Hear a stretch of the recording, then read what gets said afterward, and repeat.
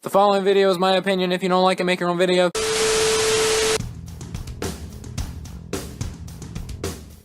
Well, I hope you all enjoyed my top 10 best WWE matches of 2016 video, and as promised, here is the reverse of that, the top 10 worst WWE matches of 2016, per my opinion, also known as the fun list. But, a little bit of a caveat with this video, unlike my top 10 best list, there's inherently more bad stuff than good in most things, like wrestling. So throughout like Raw, SmackDown, WWE pay-per-views, like the kickoff shows, pre-shows, whatever, there were so many matches that weren't particularly good that it's really hard to sort through, so I'm going to cut it down a little bit. It's just going to be pay-per-view matches. So this is just going to be the top 10 worst pay-per-view matches of 2016. But there were plenty of absolute atrocious wrestling matches on pay-per-view this year.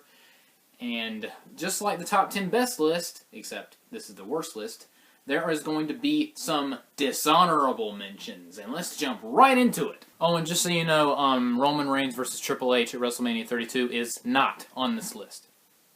Or the dishonorable mentions. I didn't think it was that bad. Sue me.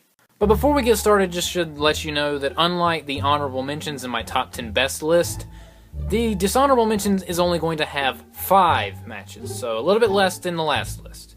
And those matches are Charlotte versus Brie Bella for the Divas title at Fastlane, Charlotte versus Natalya for the women's title at Payback, Dean Ambrose versus Chris Jericho at Extreme Rules in the Ambrose Asylum match, The Miz versus Darren Young at Battleground for the Intercontinental title, and the Brian Kendrick versus Kalisto for the Cruiserweight Championship at Survivor Series. Now on with the top 10. The first entrant on this list is mostly here because of how disappointing it was. I mean, the Brian Kendrick versus TJ Perkins at Hell in a Cell for the Cruiserweight title should have been a great match. However, there were so many problems with it. I mean, the crowd did not care, and oh my god, the story going into this match. I'm not joking when I say the story going into this match is one of the dumbest things I've ever heard in my life, but just try to make sense of this, okay? The Brian Kendrick lost to TJ Perkins at Clash of Champions the month before Hell in a Cell, in a pretty good match despite one botch, but TJ Perkins won via submission clean. So this understandably shook Brian Kendrick's composure and made him doubt himself. So then a few weeks later on Monday Night Raw, the Brian Kendrick defeated TJ Perkins and made him tap out. But he was still concerned that he couldn't beat TJ Perkins. So he asked TJ Perkins to lie down for him and take an L at Hell in a Cell so he can win the title, so everything will be good, because he lacked faith in himself, even though a few weeks prior he beat the champion on Raw by himself. It's storytelling like this that makes me wonder if members of the WWE creative team, if some of them legit have Alzheimer's, because they forget stuff that's just continue before I get mad. So, earth-shattering plot holes aside, this was a very underwhelming match regardless. I mean, nothing happened. It was so boring and the crowd fell asleep during the match, except for that one guy in the audience that yelled at the Brian Kendrick to get a haircut, you hippie, which is actually pretty funny, but still. Not to mention, this match made TJ Perkins out to be the biggest idiot on planet Earth. I mean, it has been well established that the Brian Kendrick will cheat to win, even though he likes to pretend that he's the underdog babyface, but he cheats to win. That's his character. That's his gimmick. That's his thing. Everyone knows this, so when he went for the sliced bread number 2 and appeared to tweak his knee, it was blatantly obvious to everyone that was watching that he was faking the injury so he could gain an advantage. However, there was one person on planet Earth that fell for his trick, and that person was TJ Perkins, because he's such a nice guy. I'm sorry, but stupid babyface are an automatic thumbs down, and this made TJ Perkins look like the dumbest human being on planet Earth. Which led to the Brian Kendrick winning the title, and the further devaluation, if that's even a word, of the WWE Cruiserweight belt.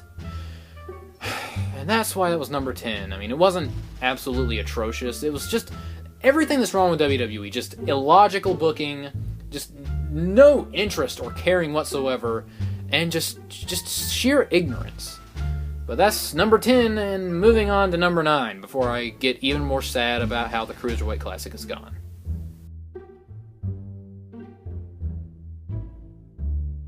Coming in at number 9 is Charlotte vs. Natalya in a submission match for the WWE Women's Championship at Extreme Rules. Now you're probably wondering, how in the world is this match on the list and not their match at Payback? How come one at Payback is on the Dishonorable Mentions list? How come this isn't switched around? There is a good reason for this. Just hear me out. Their match at Payback was actually pretty good until the finish came and blew it to Kingdom Come. Meanwhile, at Extreme Rules, this match was an absolute snooze fest. With the exception of Bret Hart vs. Stone Cold Steve Austin at WrestleMania 13, submission matches rarely ever work because they don't have the luxury of exciting near falls. They can have good wrestling, but in this match there really wasn't that good wrestling because as much as I like Charlotte as a wrestler, she's kind of sloppy, and the match was really, really boring. The crowd was quiet, and just no one cared. Ric Flair wasn't out there, and maybe if he was out there, people would have cared more. But speaking of Ric Flair, the thing behind this match was Ric Flair was banned from ringside. If he came out, then Charlotte would be stripped of the title. So the way they went around that was to have someone come out disguised as Ric Flair. And guess who it was? Freaking Dana Brooke. What a payoff. It was so just agonizingly stupid and retarded. It didn't even, I wouldn't say it ruined the match because the match was bad anyway, but man, it just pile drove it into the dirt. It was just absolutely horrendous. Just really, why with the Dana Brooke? Just, number 8.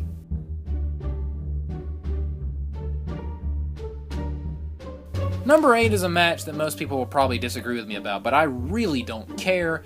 It's Randy Orton versus Bray Wyatt at No Mercy. This match sucked. Everything about it was stupid, and just especially the feud going in. Oh my god. This feud was so absurd, and not in a good way. It felt like a D-list horror movie at best. I mean, the idea going in, I gotta admit, is clever. It's a clever idea. Randy Orton wants to play mind games and get inside the mind of Bray Wyatt, because that's what Bray Wyatt normally does. It's a turn of the tables. It's clever. The execution of this. Oh dear God, no. Just talk about the worst horror movie you've ever seen. You have seen nothing. They tried to do this weird Randy Orton has magical powers thing, because they had like Randy Orton cut a promo on Bray Wyatt, except he was on a Titantron, and the video was upside down. Okay? Whatever you say, man. And then it got even worse when Randy Orton tried to trap Bray Wyatt in a room, but Bray Wyatt teleported out of the room, and Randy Orton was trapped in the room instead. Again, just, what? I want to be in that meeting where someone wrote that idea on a piece of paper, and everyone looked at it and said, okay, well, we're going with that idea. What were they thinking? Oh, and then the match. Just, oh god, the match. You may have noticed that a reoccurring theme throughout this list is boredom. You have no idea what boredom is until you have seen this match. I am not joking when I say this, but when I first saw this match live, I legit almost fell asleep. I am not joking, I am not exaggerating. I could literally feel fatigue setting in while I was watching this match. And it's Bray Wyatt and Randy Orton. These guys are good wrestlers. How can I be bored? I'll tell you why. Because the WWE thought it was a good idea to make this the main event. Now, I understand why they flipped the card upside down. The main event was originally supposed to be the WWE title triple threat match, but they changed that because of the presidential debate. They didn't want anyone to miss the triple threat, so they just put that on first. I understand that, and I guess it is smart, but why wasn't Miz versus Ziggler for the Intercontinental title the main event of the show then? Why wasn't that put on last? I mean, the crowd was electric for that match, and it was a good match. No, they had to put this match with a dead crowd on last. I mean, no one cared. It was a snooze fest, and then the ending. Luke Harper teleports in the ring so Bray Wyatt can win via distraction. First off, oh, Luke Harper appeared. Everyone was so excited about Luke Harper's return. No one cared. I didn't care. If you say you cared, I don't believe you. And again, it's a trend. Bray Wyatt cannot win a singles match clean. He can win tag matches clean, but singles matches, He always needs someone to hold his hand. This was just... Up until this point, No Mercy was an okay show. It ruined it for me, because this match was garbage. Straight up dumpster fire garbage.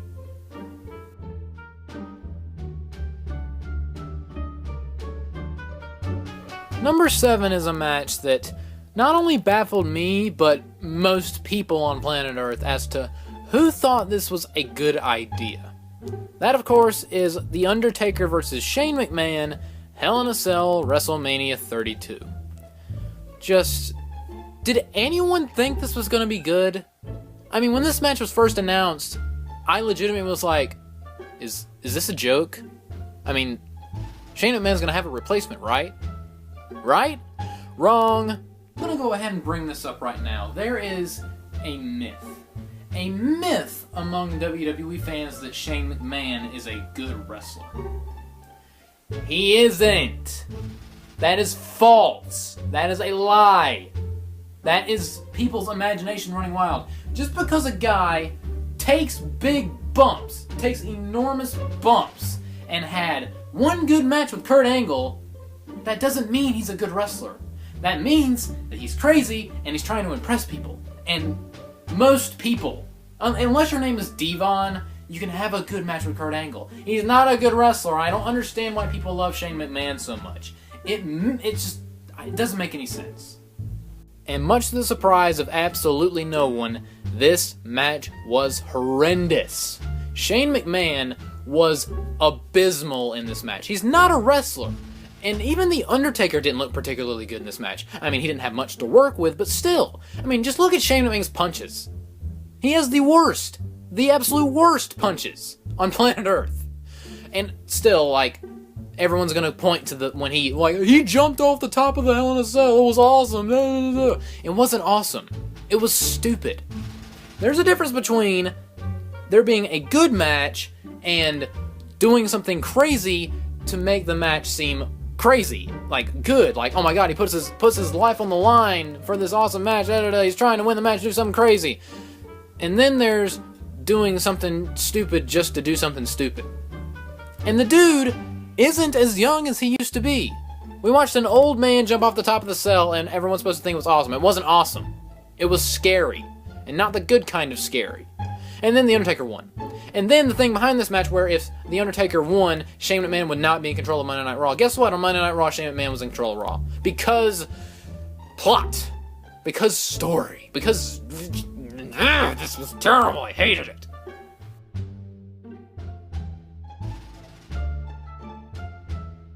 Alright, up next is probably my favorite match on this list. And by that, I mean I laughed the hardest while watching it. The Women's SmackDown vs. Raw Tag Team Elimination match at Survivor Series. This match was an absolute train wreck.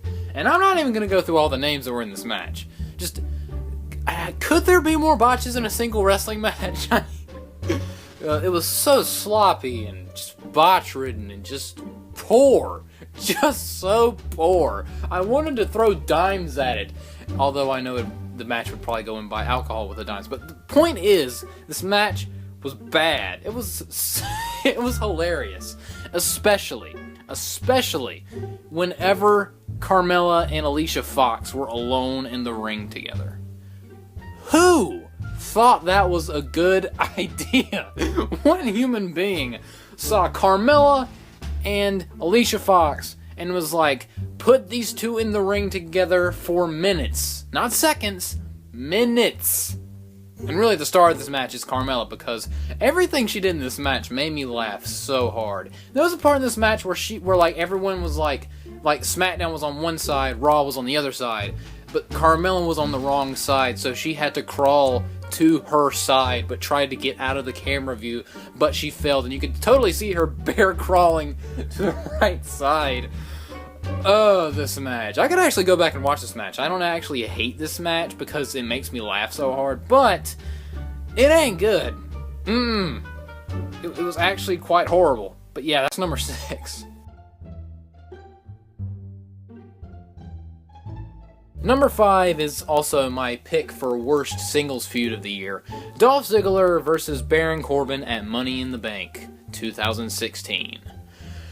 Oh boy. But before I get into that, Money in the Bank 2016, the temerity of this company to call this show the greatest Money in the Bank pay-per-view of all time. Really? This was the greatest Money in the Bank pay-per-view of all time, just like Star Wars Episode 2, Attack of the Clones is the greatest Star Wars movie of all time. Just think about that. But this entire feud, just absolute garbage. It was so terrible from the get-go. I mean, the day after WrestleMania, after Baron Corbin won the Andre the Giant Battle Royal, he faced off against Dolph Ziggler. You'd think, like, the guy won the Battle Royal, you want to establish him as a new guy, just have him win a match on his first night. No, they had to they had to have it go to a double countout, and which turns into a feud where he loses and wins. They trade wins and losses for the next several months until it finally ends at Money in the Bank. Garbage. Straight up garbage. And then the match at Money in the Bank. We've seen these guys wrestle so many times, it is impossible to care. It's the same match every single time. And B, it was a very sloppy version of that match. There was a point where Dolph Ziggler literally tripped over the steel steps. Because he moves so fast, because he's Dolph Ziggler and that's what he does. He steals the show, and by steals the show I mean trip over the steel steps like an idiot. But still, and even the crowd turned on this match. When you were doing a 9 count to get back in the ring spot, and the crowd boos because you got in the ring because they want the match to end, you know you done screwed up. This entire feud was a giant screw up. Up next is my pick for worst tag team feud of the year, The New Day versus The Club at SummerSlam for the tag team titles. Right out the gate, I'm just going to go ahead and say it. I hate The New Day. They're so awful. So cringeworthy. Why do they have fans? Who are their fans? I mean, seriously, who likes these people? Apparently a lot of people that I don't understand. They're horrible, but still, this match, again, terrible. And a lot of that has to do with Jon Stewart. 2 years in a row now, he has ruined a title match at SummerSlam. Stay away, please. Thank you. And of course, my favorite, a disqualification at the end of this crappy match. Because disqualifications on pay-per-view are just great. I don't care if Big E got a huge pop when he came in and attacked them. I don't care. The match sucked.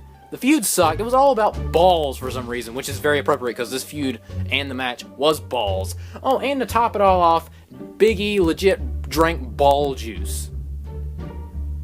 Just, there's nothing more for me to add. Just awful. Next.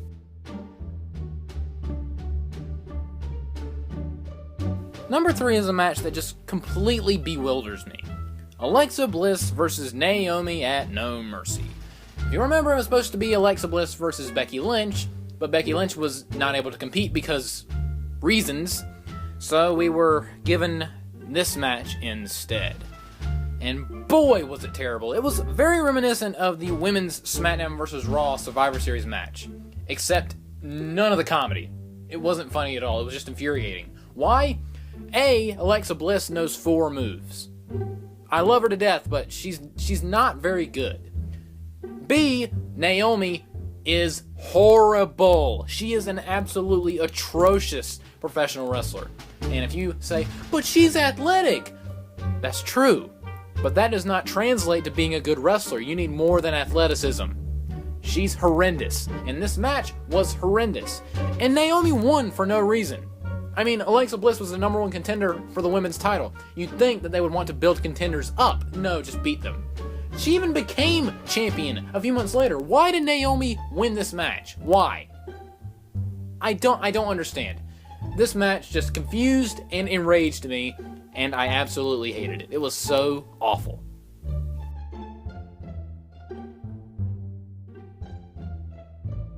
Number 2 is a match and a segment that belonged on WWE Superstars, but somehow made its way on pay-per-view. Curtis Axel versus R-Truth at Fastlane. This was TV death. You want to talk about making something that's absolutely unwatchable.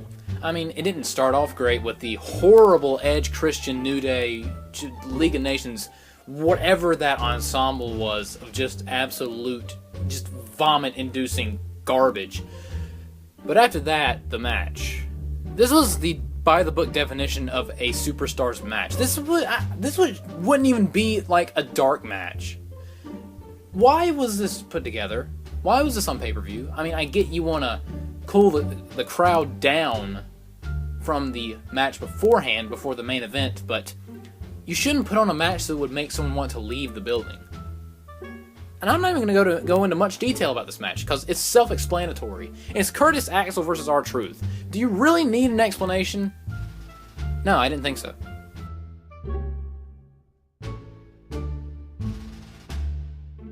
And my number one worst pay-per-view match of the year, the Andre the Giant Memorial Battle Royal at WrestleMania 32. The absolute pinnacle of dog feces was this match. Nothing I saw this year was worse than this. It was just... it made me question my own existence. If a match makes you question your own existence, it's gotta be your number one. Everything was wrong with this match. For one, Battle Royals aren't normally good, so that isn't a surprise right there. And number two, it focused on Tatanka for no reason for about 10 minutes, and he did absolutely nothing. And number three, the Social Outcast dancing for a good 30 seconds. That's turned the channel heat. And then the number one reason why this match was awful, Big Show and Shaq. Shaquille O'Neal in 2016. Why? And apparently, Big Show and Shaq are going to have a match at WrestleMania 33. I don't even know what to say. I mean, WrestleMania 33 might be the day I actually hang myself. I don't know, because I cannot believe that match is actually going to happen. But yeah, that's my number one. At least Baron Corbin won the match. But then he ended up going into a crappy feud with Dolph Ziggler. So nobody won here. This was just at the absolute dirt worst. Big Show versus Shaq in 2017. What does this world come to? Yeah, that's probably going to be my number one worst match of 2017. But still, I hope you guys enjoyed the list. And got a lot of stuff coming up in the future. No Escape pay-per-view. And 2 special videos. One is a 200 subs special. I'm not going to roll in the surprise. And the second one is something that might surprise a few people. But again, hope you enjoyed this video. Like, comment, subscribe, share, favorite, put it on your Tumblr. I don't know. What are the kids doing these days? Oh yeah, they're making those stupid little dog face selfie things. Bye.